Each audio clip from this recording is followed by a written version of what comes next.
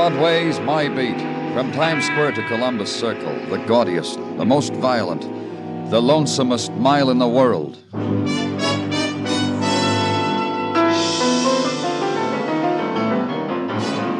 Broadway's My Beat, with Larry Thor as Detective Danny Clover.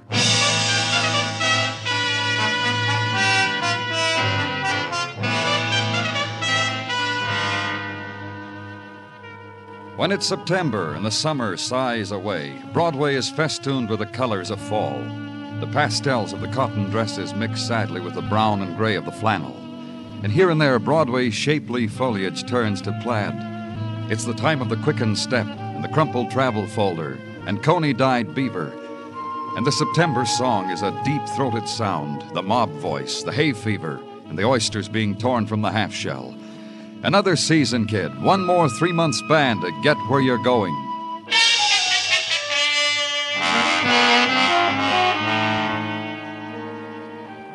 And the autumn days have their 6 o'clock in the morning time, the just beginning another day time.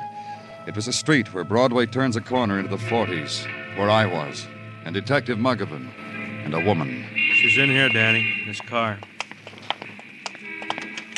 Right there on the floor in front. Yeah. Who is she? Well, I don't know. No identification, no handbag. Just this. Car registered to Edward Bishop, 1110 160th. Uh-huh. Slip was in the glove compartment. Who found her? Officer Kaplan. Tagged it late last night for traffic violation parking. 5 o'clock when he was going off duty, he noticed the car still wasn't moved. Opened it, looked. Found her under that blanket. I'd say she was about 27, huh? Shot once in the back. From up close. Yeah, death probably instantaneous. Here they are, Danny.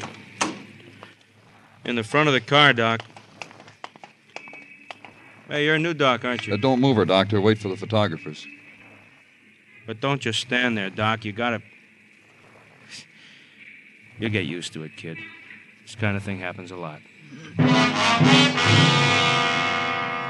And the cluster of the walkers to work, the people of the subway, glad for the delay of the dead woman who lies at the beginning of another day, stops it for a time, holds it, the desolate pause, the time for turning back. But the hungry day will not wait. The subways are empty and must be filled. The clever machines in the offices long for the fluttering caress of quick fingers. Can't stop for the dead kid. A buck has to be made. Give someone else your place in line. And in the corridor of the address on the registration slip, a woman in a raveled coat sweater sweeps away the night litter and autumn mists, gathers them on a dustpan, throws them into the street. You ask for Edward Bishop, and she shrugs you to a scarred door at the end of the hall, watches you as you knock, waits with you for the door to open. You're an early bird, mister. Police. Huh? Oh, my. The woman drops her broom, scurries away to tell her friends and neighbors. Early bird out to catch a worm, huh, mister? Not me, not for something I've done. I never do anything bad. You, Edward Bishop? Oh, not me. Mr. Bishop's my roomie. He gone and done something naughty? Come in, mister, and tell me all about it. Where is he? Oh, out frying his nightly kettle of fish, I presume. His bed ain't been slept in. No? Huh? Oh, my, that hollow you see in the bedclothes is where I tried it. I'm an experimenter. Long as he wasn't in it, I thought my roomie's bed might be better than my own. It wasn't. Mr. Bishop's gone and done something naughty, huh? Do you know where he is? I want to tell you something about Mr. Bishop, my roomie. He's a tight-lipped man. Rock face, I call him when he ain't looking. That's because he never whispers a secret to me or shares a Coke when I offer him part of mine. He just lets me dab his hanky with cologne sometimes when he's going out for a heavy evening. He had a lot of them, evenings like that? Well, for a man who has to shave twice a day, he has more than his share. You wouldn't know with whom? Oh, I might. But first you tell me what my roomie did to you. Maybe you'd find it cozier down at headquarters. Maybe that Japanese kimono you wear makes it... You're getting rough. Hello there, mister. I'll tell you what I know, then you tell me what you know, huh? My roomie's been squiring a lady by the name of Anna Compton. You know her? Oh, just to talk to on the phone. A lovely voice. Haunts you. When'd you talk to her last? Oh, 2 or 3 days ago. I'll tell you just how it was. She kept calling here evenings, asking my roomie to call her back. Just leave her name. Anna Compton. My roomie squiring a married lady. Bishop never shared anything with you, and still I'll tell you about that, too. Her haunting voice made me nervous. I told you I'm an experimenter. So one day I sat down with the phone book and called every Compton there is. Then a man answered and said his wife Anna wasn't home. Who was calling? Of course, I hung up. Then you know her address. In the New Rochelle phone book for everyone's eyes to see. Now it's your turn. What did Mr. Bishop do? A woman was found murdered in his car. My, oh, my. That's as naughty as you can get, ain't it? Mr. Blackburn said that. Then Mr. Blackburn reached over to my lapel, pinched off a piece hanging from the buttonhole, and dangled it accusingly under my nose. This is the way I left Mr. Blackburn. Then back to headquarters, issue an all-points bulletin for Edward Bishop. Then down one flight to the photo lab, be handed a picture. Tuck it in the black notebook where you've jotted the name of Leo Compton and his address in New Rochelle. Then the ride there to the community where the houses have the built-in attitude that violent death never visits here. In the next street, maybe it happens, or to a friend of a friend, but it never happens here. Anna? Anna, is that you? Lost your key? Anna, where have you been? Oh. Is your name Compton? Leo Compton, that's right. I'm from the police. My name is Danny Clover. Oh, yeah? Mind if I come in? Well, I guess so. All right. Oh, wait a minute. Wait a minute there. Yeah? Police? Mr. Compton... It's about Anna. It's about Anna, isn't it? What's happened to her? Listen to me, Mr. All Compton. right, I'm listening. Is Anna your wife? Yes. This woman, this picture I have here... Yes, that's Anna, yeah. How did you get that? How'd you get Anna's picture? I wish I knew some way to say this. Anna's dead. We found her this morning. She'd been shot. Oh. Her body's at the morgue. Anna. I've got to ask you... I know. She didn't come home last night, Mr. Compton. No, you're wrong. She came home. Anna came home to me. It was my fault, really. I sent her away. I told her I didn't care. And the things I said to her, the names. Suppose the last words you ever said to your wife were names like that. What happened last night, Mr. Compton? Well, she came home. It was about 7 yesterday evening.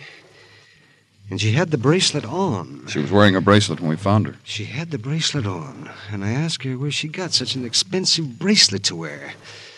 And she said she got a bargain. A bargain. What do you mean? From her boyfriend. Oh, she told me. Anna told me, all right. And listen, you know what I did? I called him up.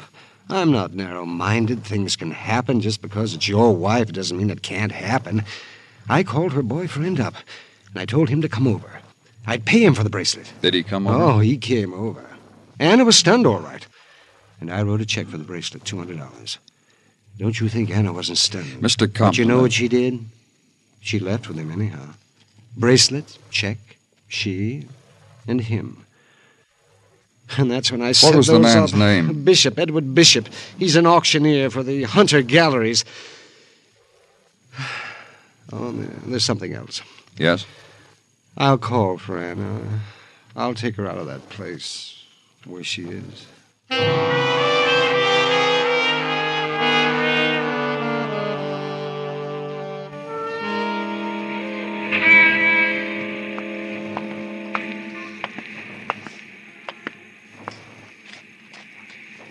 Come in off the Avenue of the Americas, mister. Behind these dirty shop windows, there are bargains. Edward Bishop work here? He did till he killed himself a woman, ran up a parking ticket. You know all that for sure. I know Eddie. He works for me. The pitchman to end all pitchmen. The spiel that kills, that's Eddie Bishop. He talk you into buying something you don't like, mister? You said he killed her. Why? You're a cop, aren't you?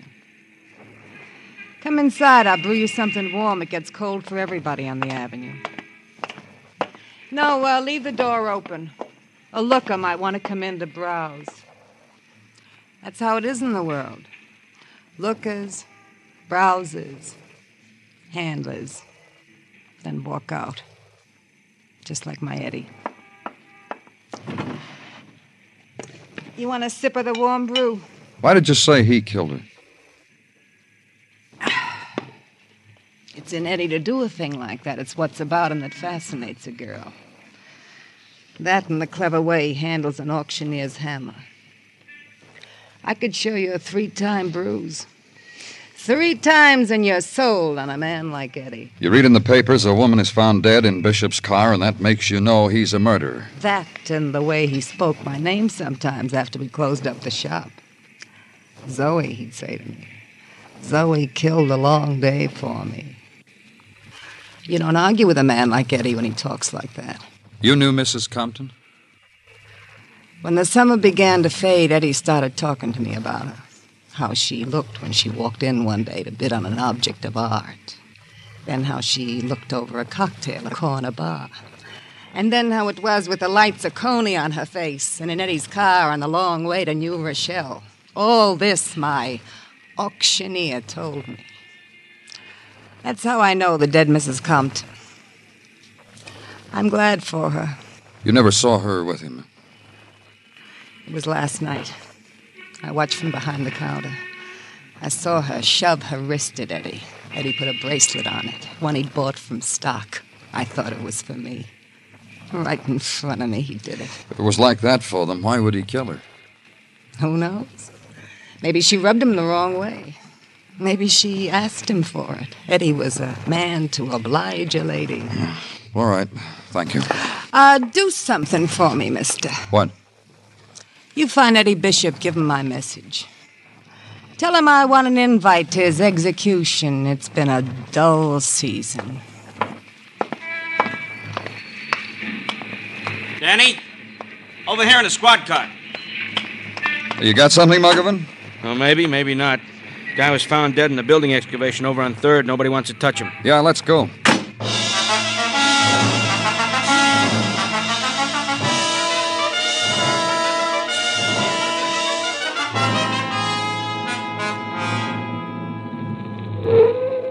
Drive down the ramp, Muggavan. Yeah. Well, this sidewalk superintendent's really got something to stare at now.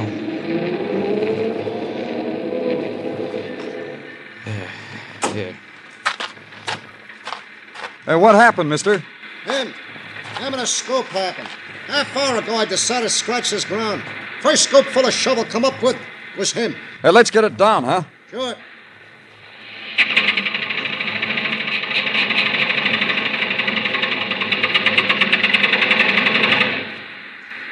That okay? Yeah, real good. I'll take a look, huh? Shot, Danny. Now, here's a wallet. Look at this. Check for $200 signed by Leo Compton. Uh-huh. Paid to the order of Edward Bishop. Edward Bishop? He's the man we figured murdered Anna Compton. Yeah, the man we figured murdered Anna Compton. What? Well, what'd you say, Danny? Nothing. I didn't say anything at all.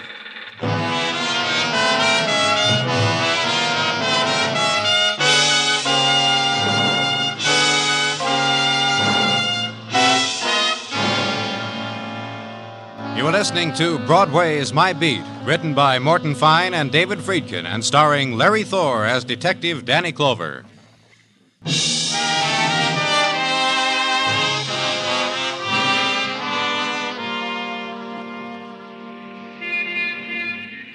September morn dips a dainty toe into a Broadway billboard and unshivering gazes down upon a street that only yesterday was choked with summer. But the refuse is there, where summer has passed and left pieces of itself, in the scratch and warp of summertime blues still screeching out of the loudspeakers. The sunny mannequins, wax slightly melted, waiting in shop windows to be replaced by the fall and winter models. The faint odors of the sun-warmed perfume, the souvenir of the golden girl who walked right past you, turned a corner, vanished into a place where summer never dies. A place not open to you, kid. Only autumn's ahead of you, kid. Start using it. It's already given you 2 murders.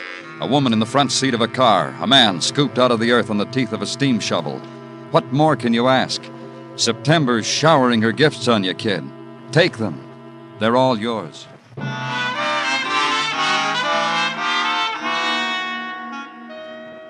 And at headquarters, Sergeant Tartaglia brings you your share of them.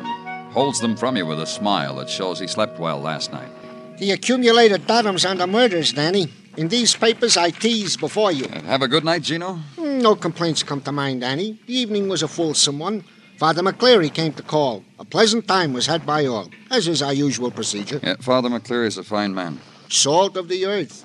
I asked Mrs. T to break open a bottle of Mogan Dovard wine. He don't even blink an eye. Sips with you, talks with you, brings presents for the Tartaglia brood.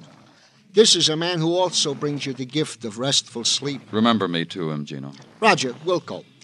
Now to the papers I am about to bestow upon you. In them you will find a report from Technical, to wit. The bullets that killed Mrs. Compton and Mr. Bishop, Technical states, came from the same gun. Mm-hmm. Markings are identical. The rundown on the past histories of Mrs. Compton and Mr. Bishop is contained in reports from interested neighbors and relatives gathered by... You'll spare me a moment, Mr. Clover. Look, you. Standard operating procedure is to knock when one desires a moment of Danny Come in, Clover's... Mr. Compton. I've come to demand something, Mr. Clover, and I intend to, not leaving here until you give it to me. What would that be? Anna's bracelet. The one that... Well, everyone's dead. It belongs to me. Because you gave Bishop a $200 check for it? I stopped payment on my check. After all, that Mr. Bishop did give it to Anna. I needn't have made that stupid gesture. And now she's dead. And he's dead. Yes, your wife is dead. You loved her, you told me. The bracelet's mine. You want to quibble about it? Have me spend money on lawyers? You're right, Mr. Compton. It's yours. Take it. We've no more use for it. We have photographs. You understand. It's not the money. It's only that if it once belonged to her, it now belongs to me.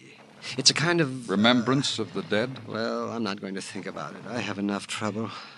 Living in an empty house with no one to... I scrimp and save all my life, share it with Mrs. Compton. And the cost of things, Mr. Clover, it's outrageous. Food, furniture, clothes, and transportation. You know what cab fare cost me from New Rochelle? $5.60.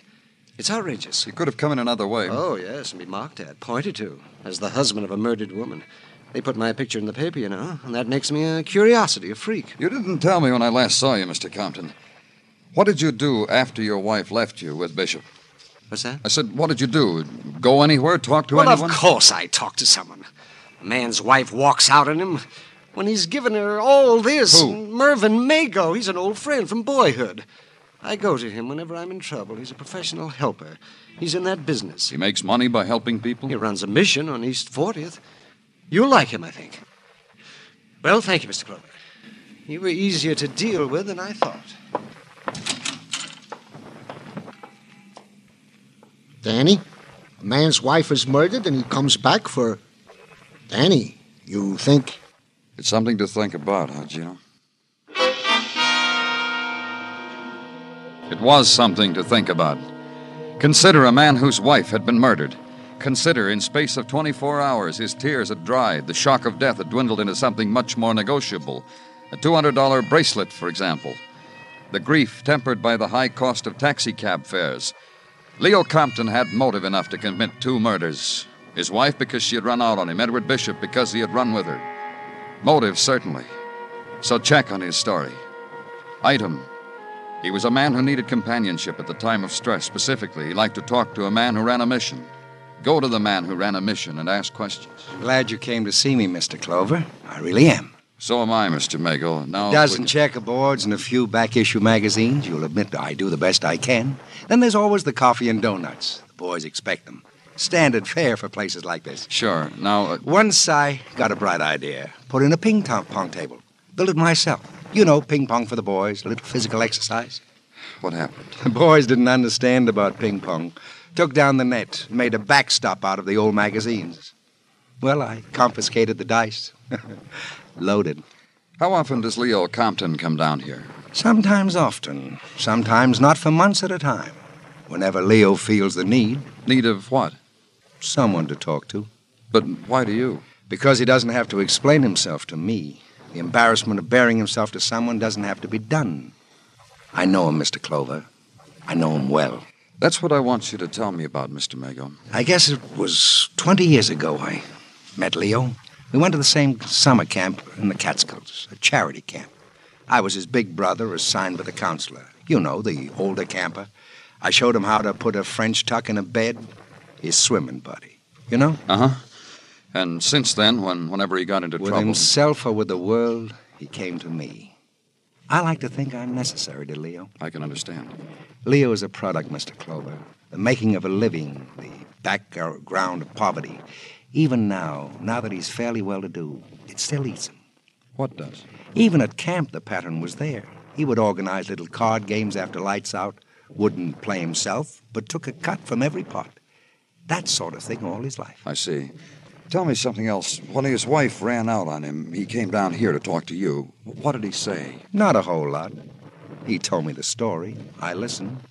That's just about all he wanted down here. He told you and then he went home, is that it? Not right away.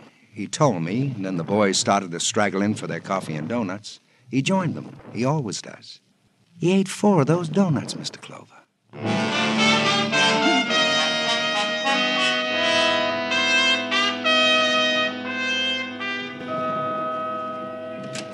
See you for a minute, Danny. Oh, sure, Muggavan. What is it? I want you to talk to a man. Come on, Mr. Scott.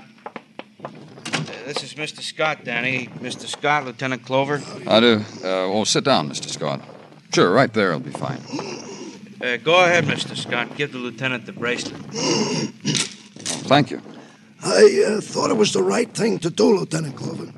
I saw the man's picture in the paper mixed up in a murder, and then that he should all of a sudden It's the come to bracelet me, Mrs. Compton come up was to me wearing. of all Yeah, I people, know. and out of the side of his mouth offer to Where sell did you me get this bracelet, Mr. Scott? I told you, didn't I? Oh, I'm sorry. Would you mind telling me again? Go ahead, Mr. Scott. Please do. Well, here I was walking toward the subway entrance on 59th Street, and he come up to me. Who did? The man whose picture was in the paper about his wife's being slain, that's who. Means Leo Compton. I mean Leo Compton. He plucked my sleeve. He offered to sell me this bracelet. He said he was making deliveries for a jewelry concern, and the bracelet was left over, and nobody seemed to know where it come from. Uh-huh. How much did you pay for it, Mr. Scott? Ridiculous price. He asked $5.60 for it, and that's what I give him. You might as well know, too, that he kept turning his face from me, but I certainly recognized him. That's why I've come here. Muggavan, write Mr. Scott a voucher for $5.60, and thank you very much, Mr. Scott.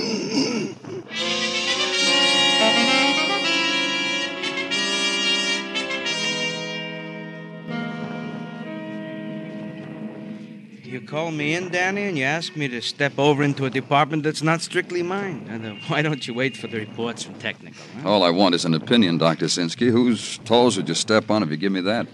Gordon of technical. All right, so he deserves a toe smashy once in a while.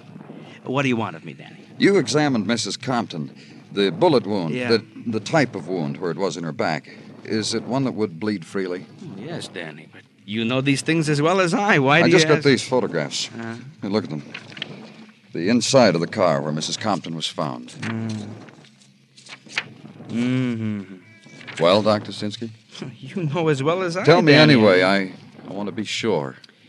It is obvious that the loss of blood in the car was slight, which makes it, to me, apparent that the woman was not shot in the car, but somewhere else, and then put into the car and... I'm a doctor, Danny, not A detective? I didn't mean it to sound like that. Yeah, It's not- yeah, I know. Thanks for the opinion, Dr. Sinsky.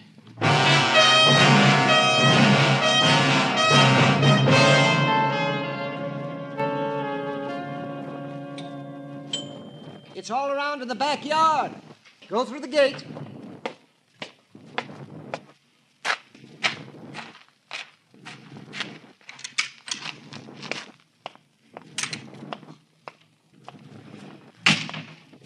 Well, I hope you appreciate me crating all this stuff for you. Why, it's you, Mr. Clover. Moving day, Mr. Compton? Huh? Oh, no. My wife's things. It's hard to live with. I see. Giving them away, huh? Well, not exactly. Selling them? I saw an ad in the paper where they buy merchandise like... Well, yes, I'm selling Anna's clothes. Why? How much are you getting for them? Why? I'm curious. Why? $5.60 for a bracelet worth $200. A man like you to do that strange. How do you know about the bracelet? The man you sold it to got scared. The bracelet was mine to sell. Why should he get scared? That's not the point, Mr. Compton. The point is why you should sell such a valuable bracelet for so little. You could have gotten more. I got what I wanted. Yeah, I guess you did. You broke even. Bishop gave your wife the bracelet, so legally it's yours. But you'd paid him for I it. told you that. You gave him the check so we'd find it on him. So your story of what happened the night of your wife's death would hold up. What's that? But with Bishop dead, and the bracelet legally yours anyhow, why should you be liable for the check? His estate would have the check cashed. Well, that's right, I did. I gave him a check for it. Stop payment on it, too. That's right. Why should I spend money I don't have to? Sure. You see what I mean, don't you? Sure. You know, you're a funny man, Mr. Compton. Well, I guess people say that about me. I don't care. You're so careful with money, and you're an honest man. But you couldn't stand having that bracelet around. It was a symbol of what your wife did to you. So you sold it for the cost of your cab fare, even all round. Oh. That's how much you know. I lost plenty. I lost my wife.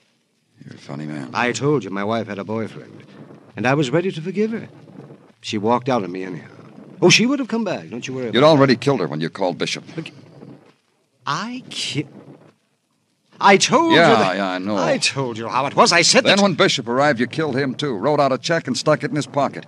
Put your wife and Bishop in Bishop's car as if she'd left with him. She did, I told. Oh, you didn't listen at all. I could call technical. They'd find blood in your house, no matter how hard you scrubbed. You don't understand anything. I worked hard all my life. I put my own price on things. My wife belonged to me. She was mine. And nobody gets her. Not for a $200 bracelet, they don't. What do you think I am, anyhow? Let's go, For a Mr. bracelet? Compton. What good is that? What did she need that for? As if it were something. I'm a hard worker. Things I own didn't come easy. What's going to happen to them now? Mr. Clover, you better get in touch with Mr. Mago. He'll know how to advise me. Well, he's just like a big brother to me.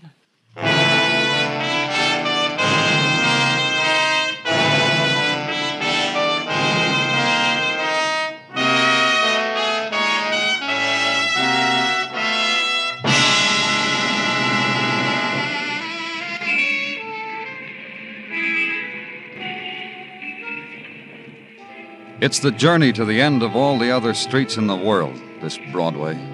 You turn a corner and you're there. Walk it slowly.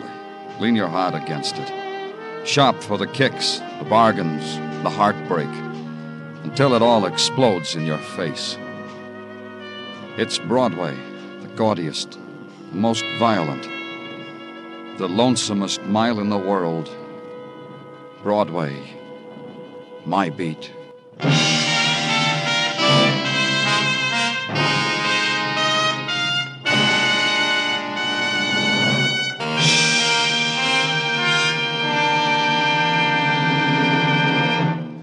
Broadway's My Beat stars Larry Thor as Detective Danny Clover, with Charles Calvert as Tartaglia and Jack Crucian as Muggavan.